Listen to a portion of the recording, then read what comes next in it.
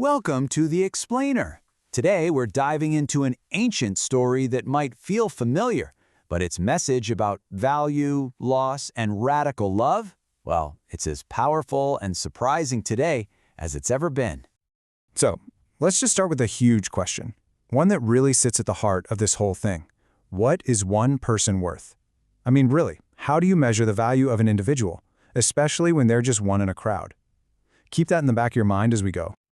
All right, let's get into the story itself. Jesus starts by painting a picture, something everyone listening would have understood instantly. But here's the kicker.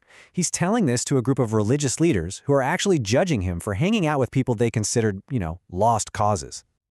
He says, imagine a shepherd, and he's got 100 sheep. Now, 100 sheep, that's a solid number.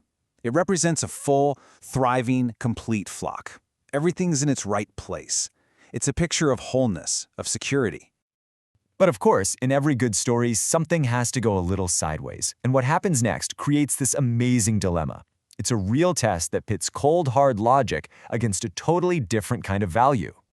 And here it is, the moment that changes everything. Just one sheep, 1 out of 100, wanders off. It gets separated from the safety of the group, and now it's lost. And then Jesus looks at his audience, and he asks this incredibly direct and challenging question. Of course, it's rhetorical, but it's meant to make them stop and think, to make us stop and think. What would a good shepherd really do? Okay, let's just think about the risk here for a second. To go after the one, he has to leave the 99.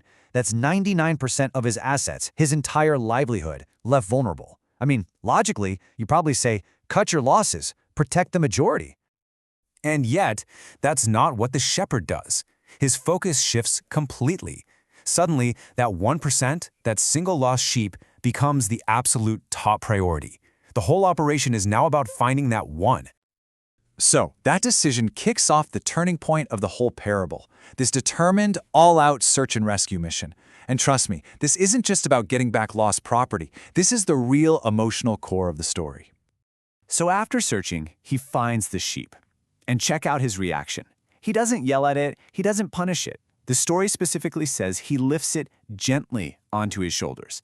It's this incredible act of tenderness and personal care.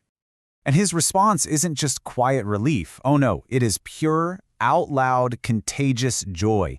He runs back and calls his friends and neighbors, shouting, "Hey, you guys have to celebrate with me. I found my lost sheep." The finding of this one is a massive deal, a cause for a full-on party. And this is where the whole thing pivots. Up until now, we've been listening to a great story about a shepherd. But right here, this is where Jesus pulls back the curtain and shows us what it's really all about. He draws a straight line from the shepherd's party on earth to an even bigger party in heaven. And remember who he's talking to. He's telling these religious guys, hey, while you're standing over there grumbling, heaven is throwing a party for the very person you've written off. Wow. So, let's just lay it all out. Every piece of this simple story is a symbol for a huge spiritual truth. The shepherd, that's God. The lost sheep, well, that's anyone who has ever felt lost. And that huge celebration, that's the joy of heaven itself. So what's the point of all this for us, right now, today? Because this isn't just some old tale. It's a living, breathing message about where we find our worth. And here it is. This is the big takeaway. It's a radical statement about value and redemption. It doesn't matter how far you've wandered, how messed up you think you are, or how lost you feel. According to the story, your value never, ever goes down. You are never too lost to be found. And what's so crucial is that the love in this story isn't passive. It's not a wait-and-see kind of love. No, it's an active, relentless, searching love. The shepherd didn't just hope the sheep would come home. He went out to find it.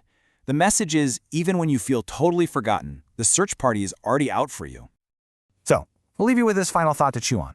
The whole story is built on the idea of a shepherd actively looking for the one who is lost. So maybe the question for us isn't just, are you lost, but rather, who is searching for you?